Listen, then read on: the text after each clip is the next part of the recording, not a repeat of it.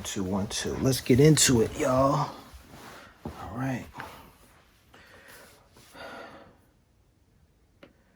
Before we begin, got to do a quick search here. And I'm looking for, on Rap Genius, I'm looking for the lyrics of Diggable Planets member Doodlebug from the song Creamy Spies. I listened to that song today, and I kind of realized something. I kind of realized, like, I'm living I'm living his verse, or rather, his verse is resonating with me for some reason. All right, the song was released in 1994. I was in high school. Let's see, 94. I was probably a freshman. Depending which month it was, I was either a freshman or a sophomore. Let's see. And I'll explain why. Well, first of all, let me explain some of the symbology. All right. First, you see my T-shirt here. This is a picture of Che Guevara, the Cuban revolutionary leader, Che Guevara. But it's in the style of an avatar. Remember the movie Avatar? And I'd have to search online to find who that director was. But so the movie Avatar was about subjugated groups of natives who lived on or lived around natural resources that were in demand, and the white man basically wanted those resources, and so the white man was going to basically decimate the community in order to get at those natural resources, right? And so basically the Avatar, the blue people in Avatar represent any subjugated group, any native tribe or native indigenous people, whether they are the Native Americans, whether they are the people of East Timor, the Aboriginal people in Australia, or for instance, the Tasmanians, who were decimated, completely wiped out. There is no single individual who is a descendant of Tasmania who is alive today. Excuse me, those people were all annihilated, due to greed. And so that's what the blue people in Avatar represented. And then you have a leader of subjugated people, or a revolutionary in Che Guevara. And you have the image of Che Guevara with the image, the color of the Avatar people. So you're getting two elements, Che Guevara and Avatar, and they meld well together. It's an excellent pairing, if you will. All right. And it's interesting that, I'm wearing this. So where is it? I thought I found it.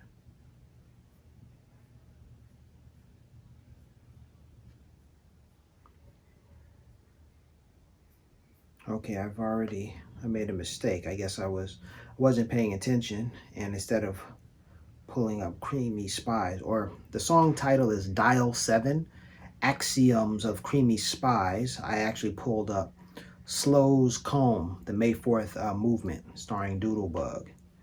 It's a different song. All right. These songs can be found on the Diggable Planets' second LP release entitled Blowout Comb. All right. Okay, so these are Doodlebug's lyrics, and they are resonating with me, especially on today, and they've inspired me to make this this video right here. So verse 2 goes, check it out. In the year of '89, I stole back my black mind, Found peace up in the east, I shine. One time blind, I refined. Then over time, I realized the creamy spy gots to climb. Find the spot in this land of Uncle Sam. Focus my thoughts and be that true black man that I am.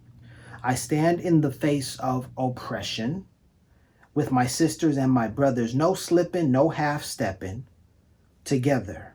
The 5% nation is my representation. I wear Timberlands, study in Timbuktu, won't rest until they free our brother Mumia Abu. Now can you feel it? Nothing can save you, for this is the season of our self-savior. Like Che Guevara, his young urban guerrillas sparked the revolution, black tactics, whatever. All right.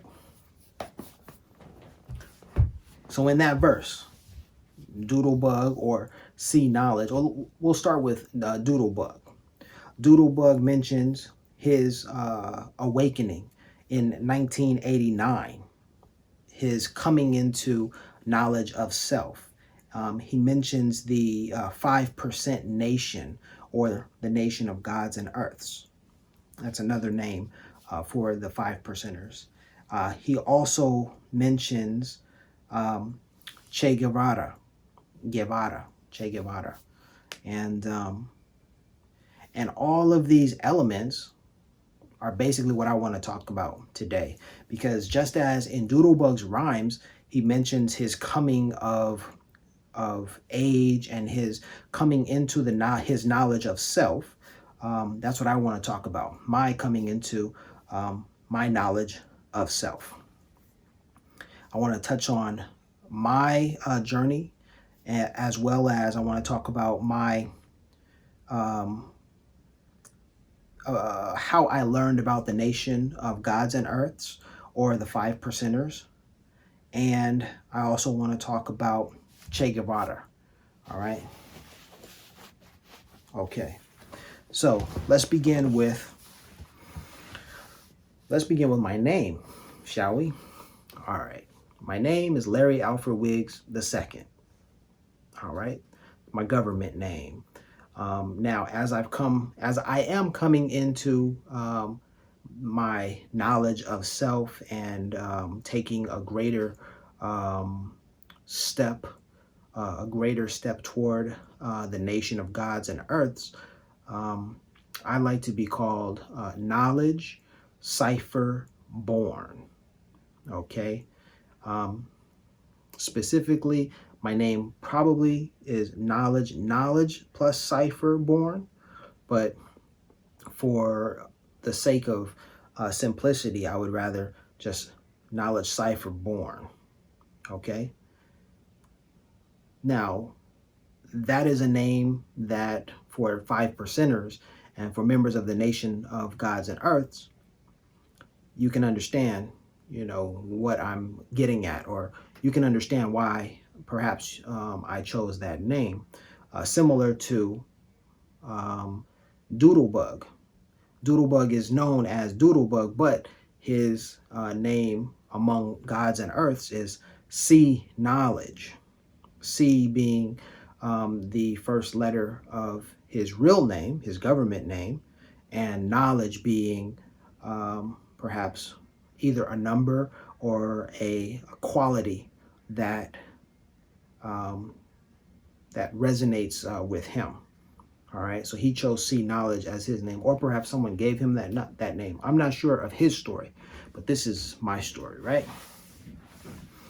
So 93 and 94, I was listening to Diggable Planets. I was hardcore listening to them because, of course, when they released Rebirth of Slick, that record was wildly popular. Now, being that it was 93 and 94, and of course, the members of Diggable Planets are about, I'd say about at most 10 years older than I am. They had 10 years of, life experience more than I did, and a wealth of knowledge, beyond what I had at that time when their songs and their music was released. Well, I love their music and I listened to it, but I had no idea what they were talking about. Some aspects I could relate to if it was related to hip hop because I was learning about hip hop. So even in that verse, Doodlebug is referencing other hip hop artists like Big Daddy Kane, where he says, no half stepping in that verse. And then um, there's another verse. I'd have to look it up. So forgive me for not being able to pull that up right now.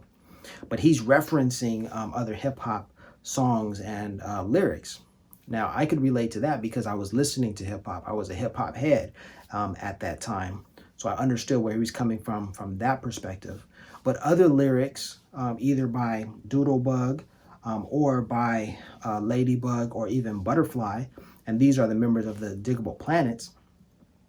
Some of their references I didn't get because I wasn't hip to, what they knew, and what they had learned, 10 plus years, more than I, had. They were older. So anyhow, I still rocked with Diggable Planets. I just thought they were so cool, so dope, and so something about them was just, their aesthetic, their style was just so fresh. I was into New York, at least aesthetically. I hadn't been to New York around 93 and 94, so I had no idea what New York was really like. But I was learning about New York through, the images that I saw of Diggable Planets and their music. All right. Now, I started to, okay, now let's get into the Nation of Gods and Earths specifically. When did I learn of the Nations of Gods and Earths? Okay, well, I learned of the Nation of Gods and Earths, or rather the first time I heard of the Nation of Gods and Earths was, I believe, in 1994 on Ice Cube's The Predator album. All right, because there's a verse. Ice Cube says something to the effect, "Am I a 5%er? Well, no, but I go where the brothers go." Okay, there's a song. Which song is it? I can't recall which song it is right at this moment. When I edit this video, I'll probably toss it in there.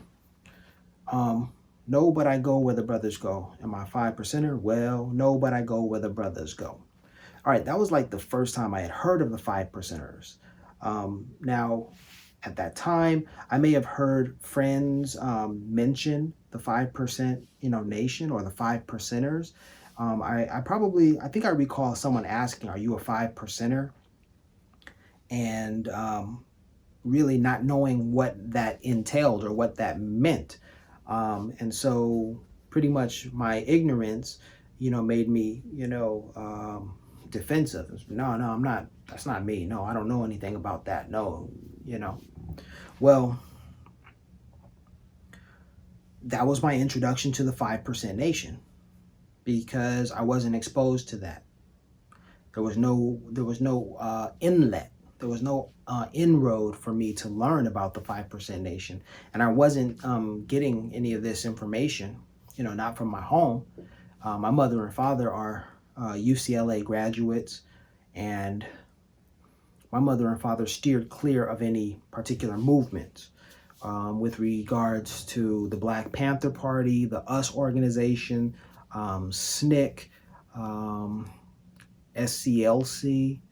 Although my mom was active in LCLC for a number of years, I recall, because I would go to the meetings. But the Black Panther Party, the US organization, and SNCC, these were organizations that my mother and father did not gravitate towards. They were steering clear of any radical political organizations. And these, the US organization, SNCC, and the Black Panthers were certainly radical revolutionary organizations of the time, of that era. So I didn't get it from them. They told me just go to university and get your education, get a job, and and live a good life. And I thought that was all that really needed to be done. So I listened to my mother and father dutifully, and that was it. But there was something else that was gnawing at me. That was also present, and there was something else that was showing me another route. All right. I will mention that my father has a friend. He's still living, and his name is Benel, and he may be, very popular within some circles in New York. Well, Benel would often ask my dad how I'm doing, and he would also ask, um, or he would try to share his wisdom with my father and with me to say, hey, let your son know about this or that, and give him this or whatever. And my dad would tell me, he would say, hey, you remember my friend Benel? Well, he wants me to share this with you and share that. And so I would see things, I would see pictures of him, and I knew that he was living his best life, with knowledge of self in New York. And that was cool. Of course, I saw my dad, who wasn't per se living, through knowledge of self. But my dad too was living his best life. And so I had these two people to look at to say, well, basically, which way do I go? And one being my father, my reverence and love and support and respect, immediately went there. But there was also this other realm, this other aspect that was calling me. My sister attended Spelman College, and my sister actually studied with the daughter,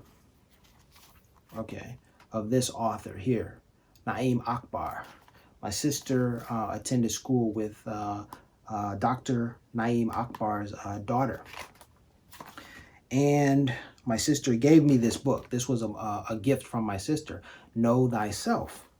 And let's see, in the front here, maybe in the back, my sister wrote a letter. She said, I hope you read this book with an open mind, willing to learn about your history. And this was in December of the year 2000. So this was 21 years ago when she gave me this book. And I continued to look at this book over the years, although I haven't even finished reading it to this day. I read chapter 1, I believe, and the introduction. Excuse me. I read chapter 1 in the introduction. I read it maybe 2 or 3 times. And I was struck by the information in this book. I think the bookmark right now is on chapter 2, the definition of self.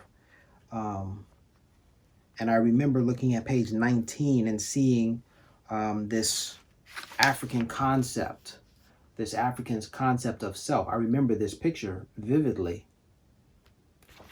And so I must have read beyond chapter 1. Ma'at. Okay, anyhow, no, I did not finish this book 21 years ago. It's been 21 years. I still haven't read it. Shame on me.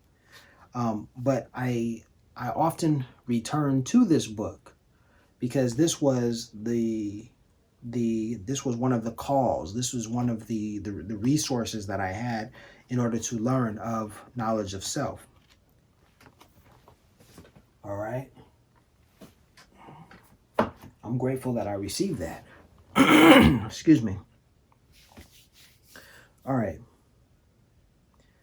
So I had that book. I already had been exposed to the music of Diggable Planets and Ice Cube. Um, I was always searching for answers and trying to find what what to follow, what to do. And I dibbled and dabbled, right? I watched the movie The Panthers or Panther. I watched Panther, excuse me, with directed by Mario Van Peebles, and I was very inspired by that movie. I was inspired to learn more about the Panther Party, Huey P. Newton and Bobby Seale, and the Panthers and what they stood for. I held them. I held them in great regard, very close to my heart. Coincidentally, one of my classmates from elementary school was the son of one of the Panthers. Of course, when you're growing up, you don't really know what a Panther is and what they stood for. But sadly, when his father passed away, that news really resonated, sent shockwaves throughout our small community at the school. So it was like, wow, he lost his father. That's sad. Okay.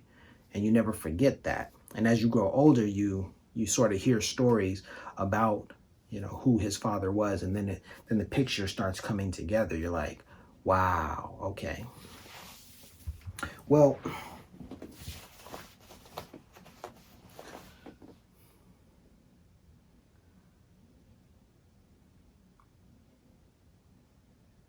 in 2016,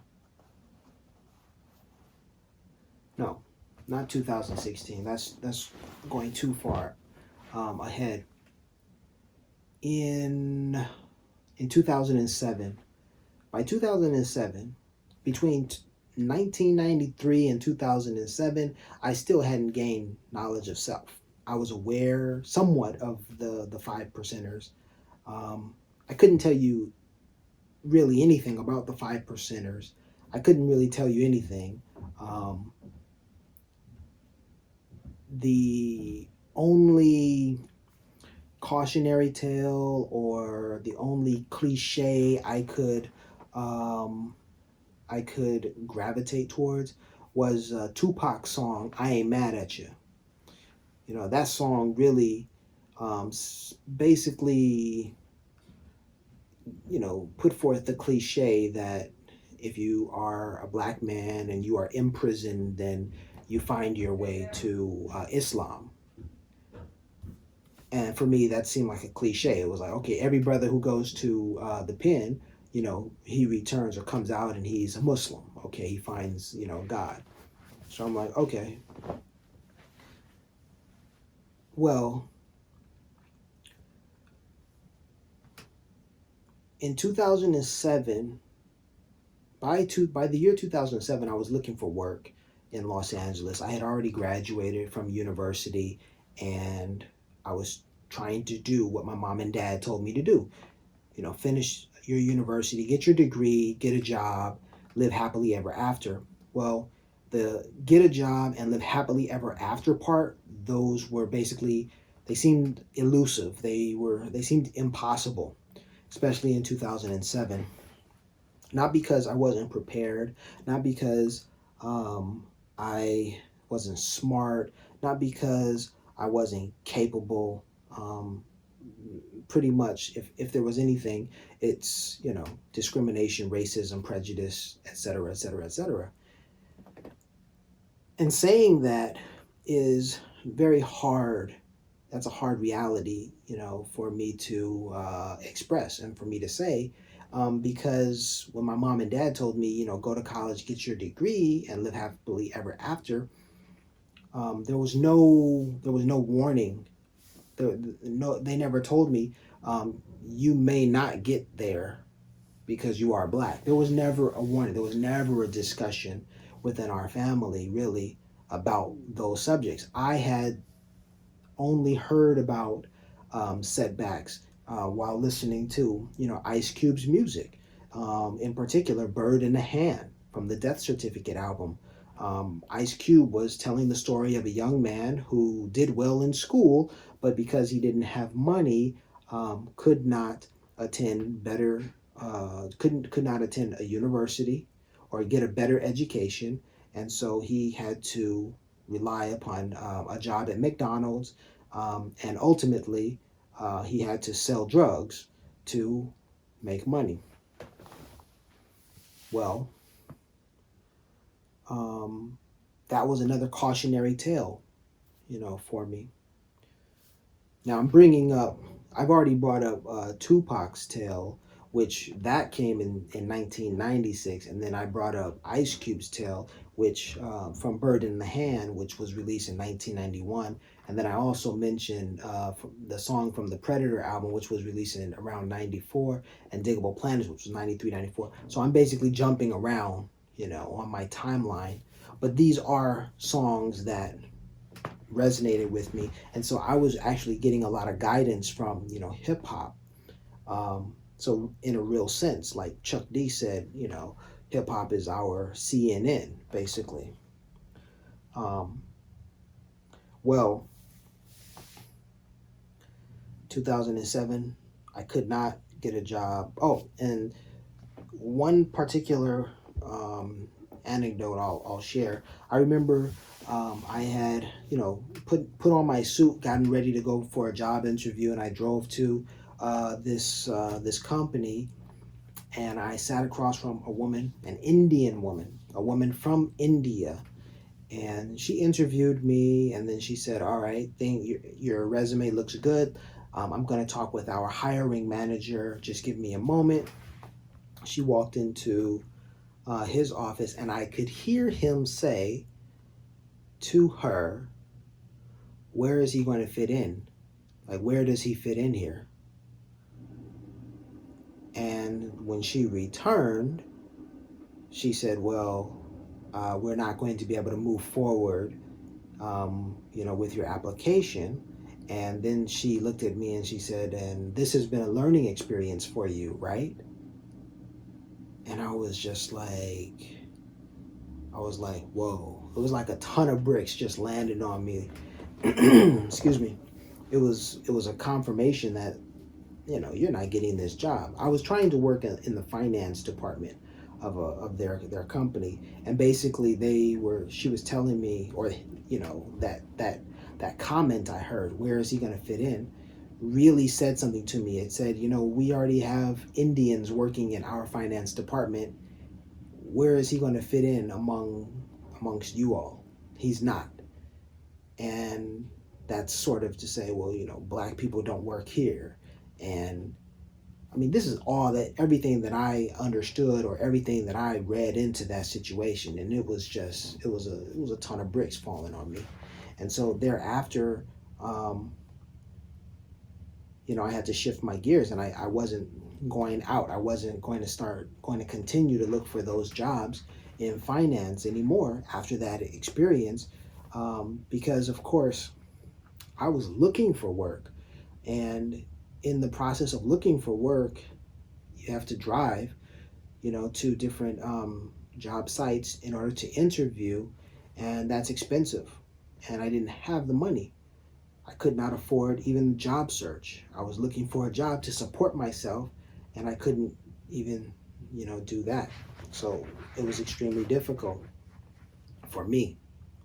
And eventually, what happened is, when I moved to South Korea, on the advice of a friend of mine who said there were jobs in South Korea, um, all of that changed, because basically in South Korea, the jobs were for pretty much Americans, or anyone who had been educated in a Western country for basically 13 years, right?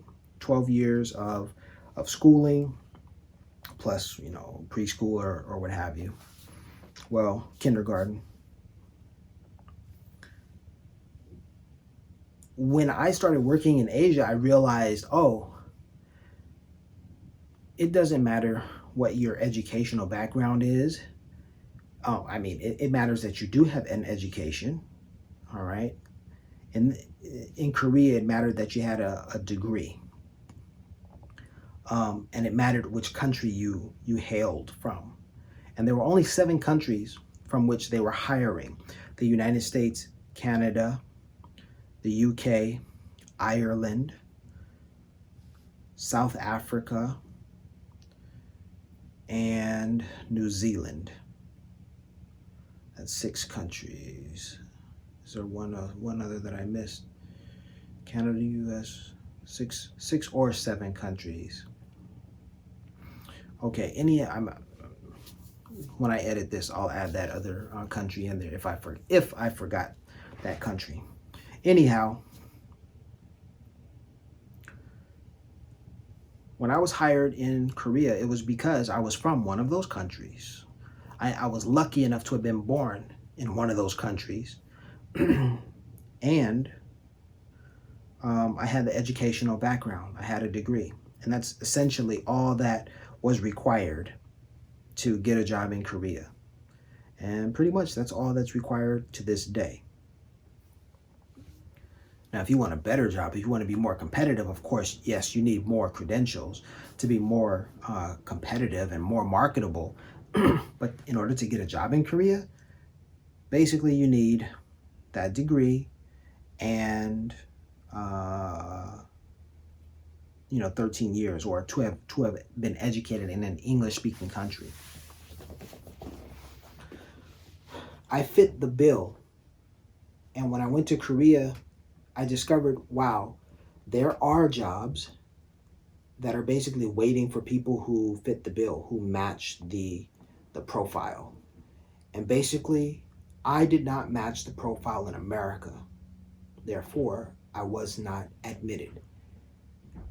And when that dawned on me, when I said, wow, it was only a matter of profile. Basically, whenever you go looking for a job, all you have to do is look for whether you're a good match. You don't have to be the perfect candidate. You just have to know that if you are a good match for that job. And if you're a good match, by golly George, you're going to get paid. You're going to do that job and you're going to get paid. And it's as simple as that. And anytime you're looking for work in a field that you're not a good match for, that doesn't mean that you're not the right person for it. And that doesn't mean that you can't do that job. It just means that, are you likely to be hired? Are you like other people who have been hired to do that job? Because that will help you get hired. That's all that matters, right? Well, when I realized that it was basically a matching game like that, then I realized, oh, well, that's why I'm not successful in America, because I was basically barking up the wrong tree. So I just have to find what I want to do. But what I also found in America is, for simply fitting that particular mold isn't what I wanted, isn't what satisfied me. I didn't want to just fit that mold and do that job or carry out that function in order to get a paycheck. I wanted more. So I was far more ambitious. But that interview was like a ton of bricks falling on me, because I realized, yeah, it doesn't matter what your hopes or your dreams are. If you don't match the opportunity, it's not going to come to fruition. Things are not going to work out for you. So when I left, I moved to South Korea. It was the easiest transition for me, because the job was there. I had an apartment, I had a job, and salary. That money was coming in, and it didn't matter. I mean, I could have been bad at my job, and I might have, my boss might have complained about my work, but I wasn't going to lose my job unless I had done something really egregious, So anyway, that interview in and of itself was one of those moments where it was like, hello, knowledge of self was knocking at the door, like, hello, you should have known about yourself. You should have known that this was not going to work out for you. So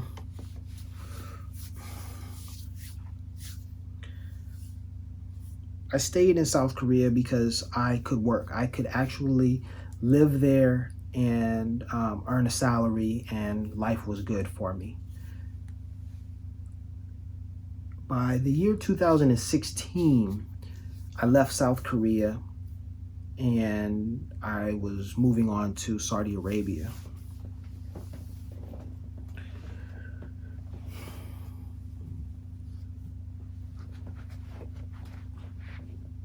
In preparation for my job in Saudi Arabia, my last 2 years in South Korea were really rough. I lived in a very small dorm room, and it was a college dorm room. And I was a college professor, but I lived in a college dorm room because that was the housing provided by my employer. Previous to those 2 years, I had lived in full apartments. And that just gives you an idea of how different the accommodations are for different jobs in Korea. So I really had to downsize those last 2 years because I was living in a tiny dorm room. And prior to that, I was living in large apartments, 2-bedroom apartments and what have you. Well, 2016, that experience of living in small quarters helped me because I was then going to move to Saudi Arabia. I had spent nearly a decade, 9 years, from 2007 to 2016. I lived in South Korea, and then I parlayed my experience. I built up my resume and experience, and I moved to Saudi Arabia. Now, the experience of living in Saudi Arabia for me was quite similar to my experience in South Korea those last 2 years, because Saudi Arabia did not allow you to openly drink alcohol. You could not talk to a woman who you weren't related to or who wasn't your wife. So there's no communication with women, no alcohol, no clubs, no movie theaters, no real entertainment. So the whole experience was quite limiting. And but I was being prepared for that. I think I was being prepared for that because I had to limit myself in Korea. Everything was available, but I had to reduce. I had to reduce my partying and my lifestyle because I wasn't earning as a lot. I earned more with the other jobs than I did in my last 2 years in Korea. So I was earning less. I took a pay cut, and I was earning less, and I had to budget. I had to budget my money. So things were pretty tough. But when I went to Saudi Arabia, I had more money than I had ever earned in my life up until that point, and but I didn't have the desires outside of me. I didn't need to buy fancy clothes because we were wearing the same uniform, the same work uniform, every day to work. So there was no reason to buy fancy clothes. There was no reason to spend money on entertainment, really, because there was nowhere to really go. There were no movie theaters. There was nothing to do. You had to just stay at home, watch Netflix, watch Hulu, or watch YouTube.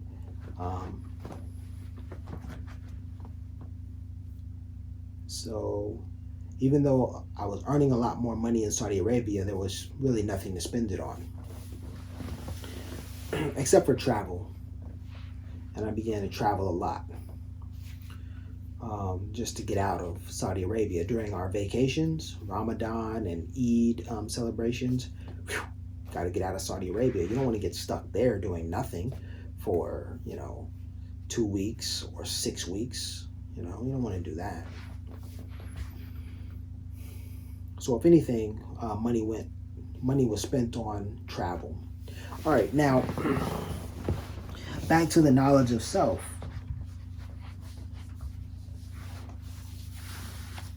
I just had no idea. I had very little experience with the nation of gods and earths and the 5 percenters. only through hip hop. And what I had noticed, there was a thought in the recesses of my mind that told me, if you are going to write, if you're going to become a writer, then what you have to do is you have to live, you have to have an experience. And so I hoped to have experiences to write about. But during my time in South Korea, I didn't travel. I lived in Korea for 9 years, and I might have traveled to 5 countries. That may sound like a lot, but it's really not, because you could travel to 5 countries in 5 months, or less, depending on your budget, depending on your time constraints. Well, for me, I was rather constrained, financially, and also, I guess, chronologically, you could say. I didn't have the time. And, well, things were difficult. But by the time I got to Saudi Arabia, okay, in comparison, when I got to Saudi Arabia, I was earning so much more money, that during my vacations, I would take a trip and I would try to pack as many countries into a single trip as I could.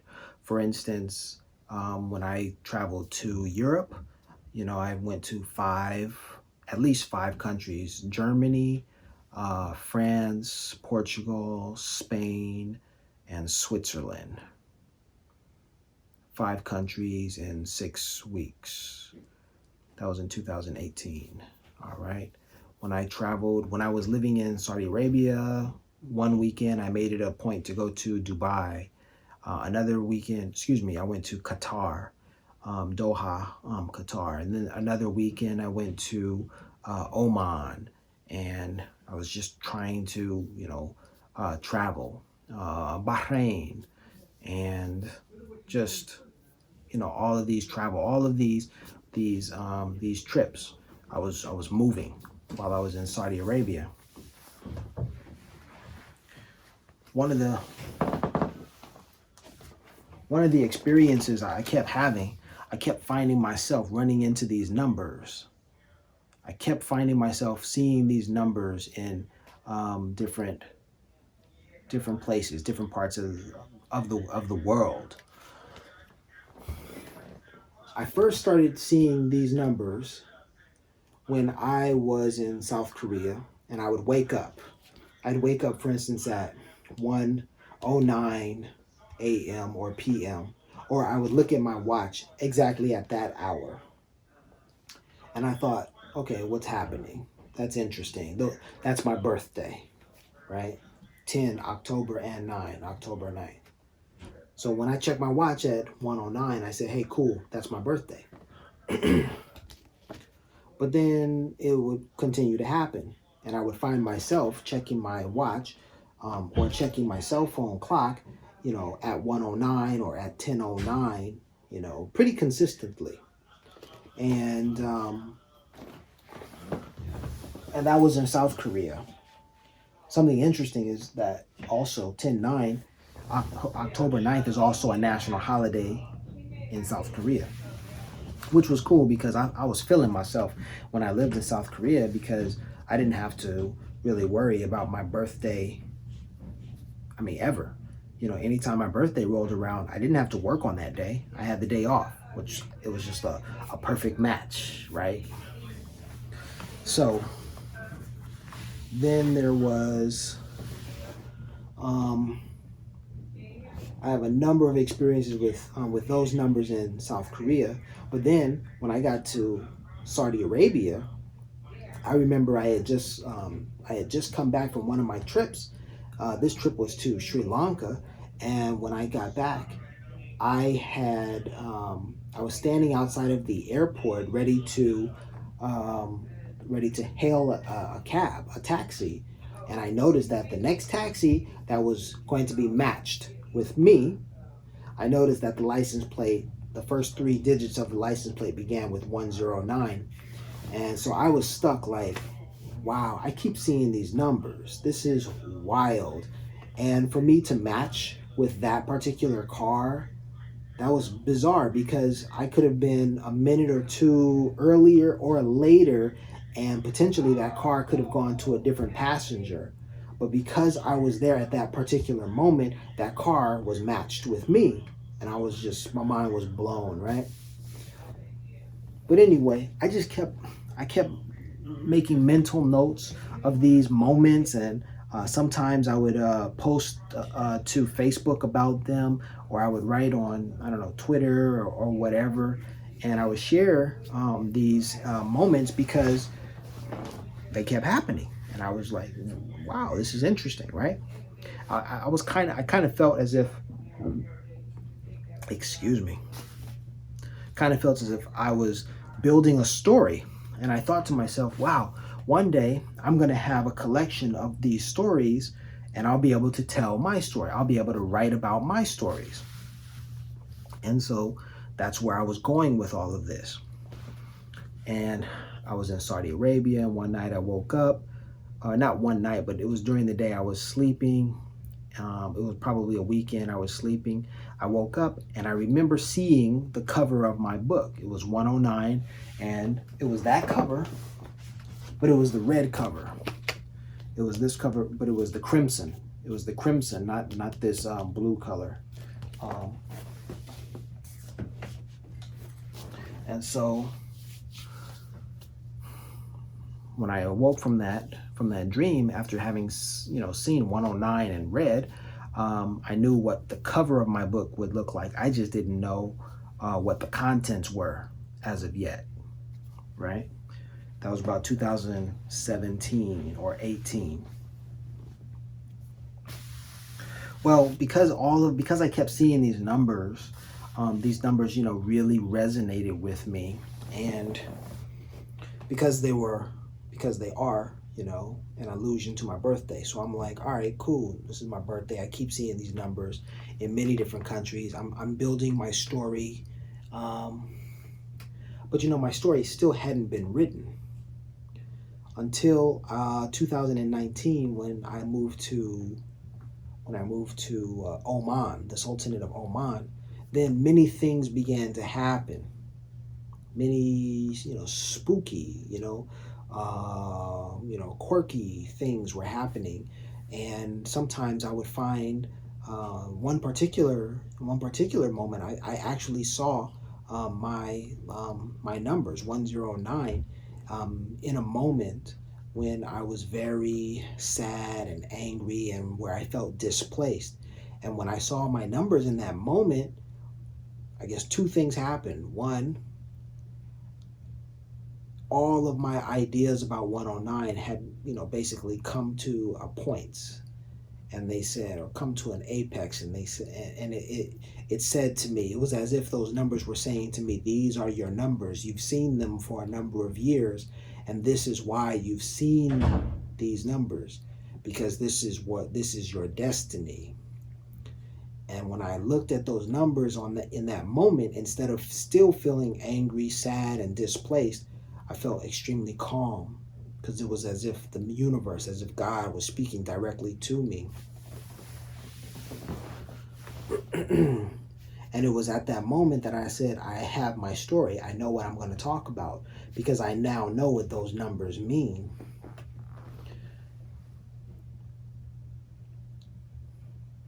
At least I knew what my story would be about. I had a greater inkling, okay, of what it meant. I still hadn't fleshed out all of the details.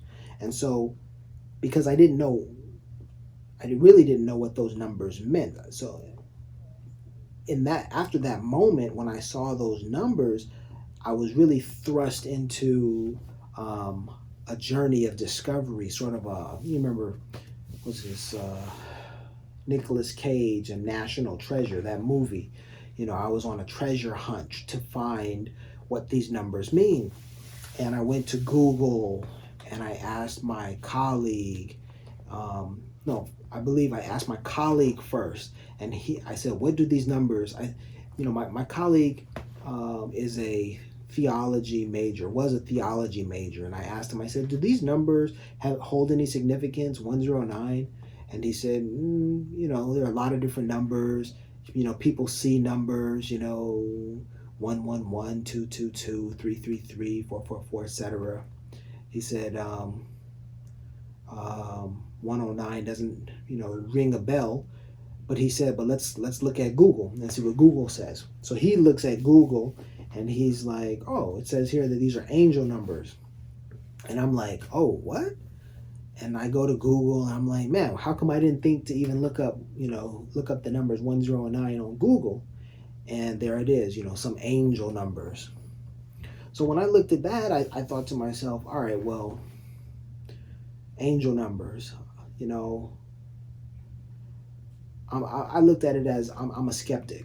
I'm like, yeah, but every number is an angel number. And so I plugged in a different set of numbers, and sure enough, there was a positive spin on every set of numbers.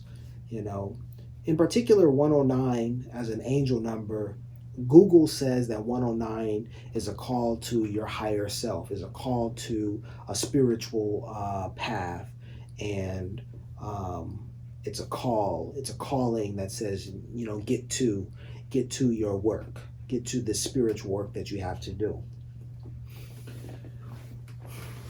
But then if you look at other numbers, you find that they have similar takes. It's a calling for you to do something greater than yourself. And it's like every number is a calling to do something greater than yourself. So I didn't pay much attention to that, but I was searching for an explanation. I needed to know, what do these numbers mean? And so I looked at numerology a little bit, closer. And then I looked into Yoruba. I was looking into, Santeria, and what numerology, means, with regard to African spirituality. I was led to Santeria and Yoruba spirituality because I had traveled to Cuba. And when I traveled to Cuba, then I was introduced to Santeria. And that's why, I'm wearing this shirt, or why I bought this shirt, because, one of the moments when I saw, 10/9 or October 9th was, it actually occurred while I was in Cuba. I was reading about the life of Che Guevara. That book is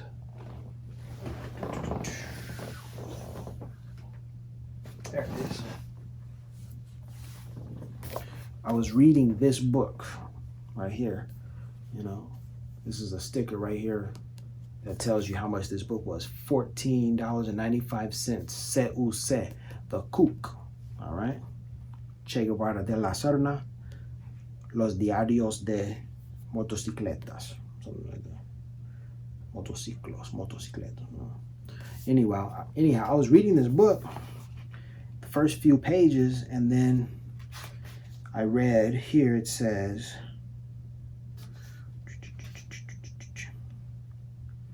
he was wounded and captured by U.S. trained and run Bolivian counterinsurgency troops on October 8th, 1967. The following day, he was murdered and his body hidden. So immediately when I read that, I said, he was captured on October 8th and he died on October 9th. His body was hidden October 9th. And I'm like, I was reading this book and I was literally in Cuba, in the country where his spirit permeates the island in some way, form, or fashion. I mean, his image can be found all over the island, as well as, Fidel Castro's. I was like, man. I might have learned that Che Guevara died on October 9th. I might have learned about that here in Los Angeles, and that detail would have just, washed right over me. But when I was in Cuba, I was reading about his life, and then it hit me. October 9th was the day on which he died. And I'm like, wait a minute, I keep seeing these numbers, October 9th, 10-9, and there I was in Cuba. The level of importance and the string of coincidences I had with these numbers around the globe, they were just so profound that was just another story that was going to go into my book.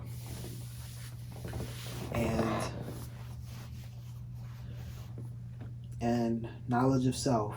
And there it is, right there in Doodlebug's verse. He talked about gaining knowledge of self, and he talked about Che Guevara. So the idea that right there in his verse, he mentioned these things, it was like, man, dude, it's so funny. I think actually what is so funny is, this just the cycle of life. Okay, we begin, our lives begin and we continue. But even throughout, the course of our lives, a routine is basically a cycle. It's a circle.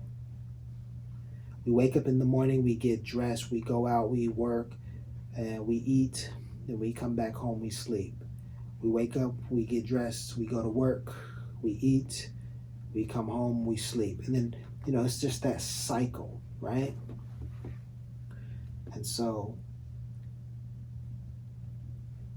even in our music, the same themes and the same, digital underground, all around the world, the same song, it's that sort of thing. But you're not aware of it.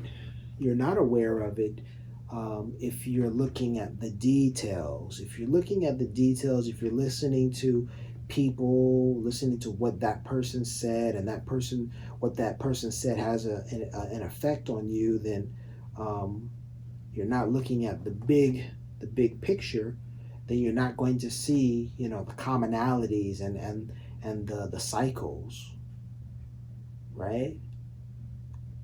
So basically, through all of my travels, I was able to step outside of myself, and I was able to see the world and travel and see things on a different scale. And I was able to learn about different cultures and different ways of interpreting, things. And so when I was struggling to interpret these numbers, 1, 0, and 9, I eventually gravitated toward the nation of gods and earths.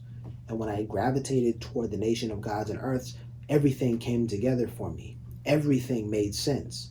These numbers made sense because 109 is my birthday, and in the supreme mathematics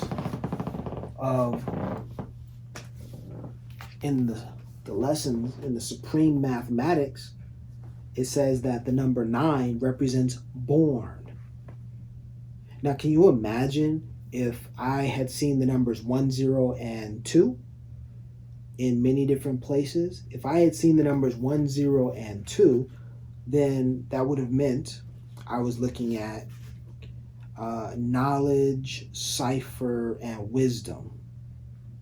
And I'm sure I could have created a whole nother rationale for that meaning. But because I was looking at my birthday, or the day on which I was born, 1, 0, and 9, or 10, 9, when I found the daily mathematics, then everything came together because 9 meant born. So in a sense, I was reborn when I found the nation of gods and earths. And I thought, wow, they're going to help me understand these numbers. They're the key. They are the key to understanding, why I keep seeing these numbers. I'm like, they are the key. And then when you have a verse by C Knowledge, okay, a 5%er, and he's talking about, coming into the knowledge of self, and, being a black man in America, and mentioning, Che Guevara's name, like all of these notes, he's hitting every note that resonates with me deeply at this point in my life when, I've gained knowledge of self. I know so much more about the world and about who I am. You dig? So that's what this story is all about. It's just, there's so many layers to it. And knowledge, knowledge is where you gotta go, and what you have to aspire to. You gotta learn, because so much of the knowledge in the world will help everything come back to you. It's always gonna come right back, and then it leads to the law of attraction. When you are still and you meditate, things come to you. It's the truth. It is the truth.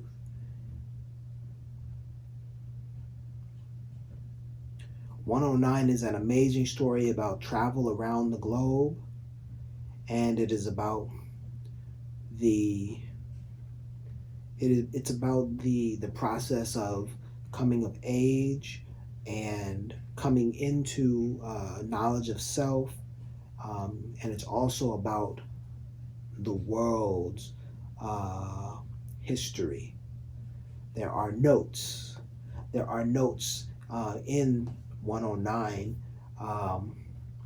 like the notes on a piano or a guitar. There are notes that are struck that may not resonate with you today, but if you look further, if you continue on your journey of knowledge of self and of learning about the globe, learning about learning about Earth and history, you will find yourself going back, returning to 109. Just as when I listen to a Diggable Planets record, I pick up on something new and I said, that's what they were talking about. Now I understand what they were. Oh my gosh, that makes so much sense, because, and they knew this 10 years, before I did. Like, wow.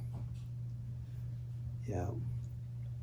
And now when I go back and I happen to listen to recordings of radio recordings from the radio stations here in Los Angeles when I was a teenager, I've listened to those recordings, things pop out at me, because there were members of the nations of gods and earth, and I could hear them. On one radio broadcast, someone said, peace to the gods and earths. Now back then, that went right over my head. Today, I listened to that broadcast and I said, oh my gosh, that guy was a 5%er. But I didn't know it back then.